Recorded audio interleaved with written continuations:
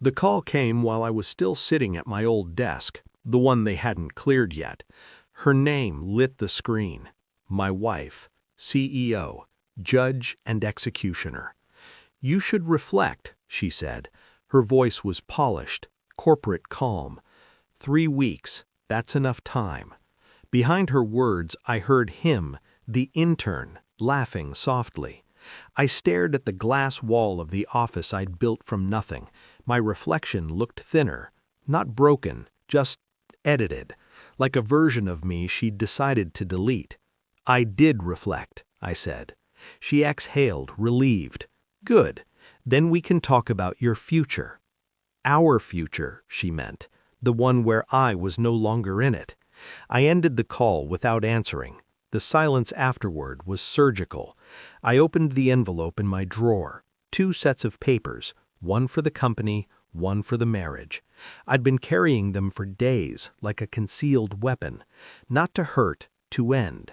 And for the first time since she'd thrown me out based on his trembling lies, my hands didn't shake.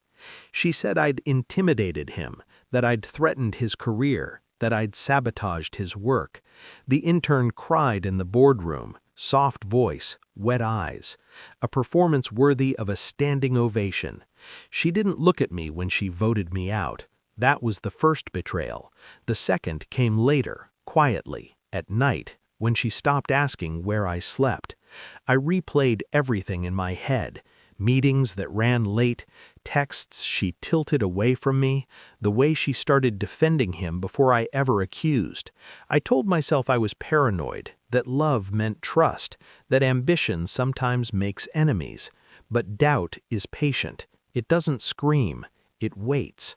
I remembered how she'd smiled when she said his name, too softly, too carefully, and I understood something then. She hadn't believed his lies. She'd needed them. I became invisible.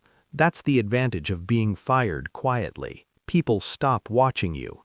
I requested server logs under my old credentials, still active, pulled email backups, expense reports, late dinners, shared hotel bookings under training sessions.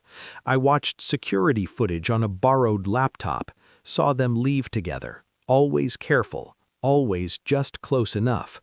At home, I acted calm, cooked dinner, folded laundry, listened.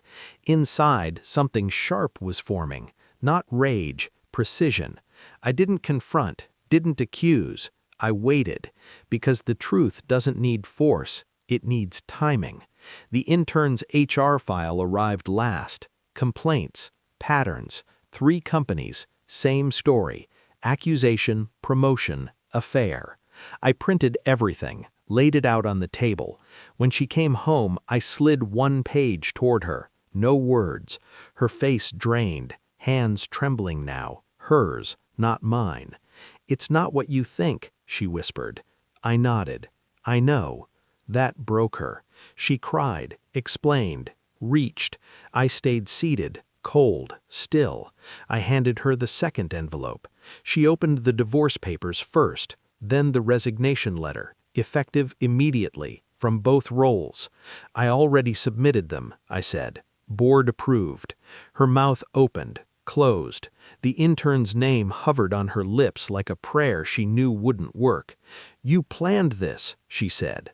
I stood, finally. "I reflected," I replied.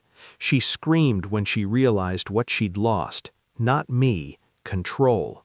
I left before the noise faded. No triumph, no regret, just space. Some people mistake silence for weakness. They never hear it coming.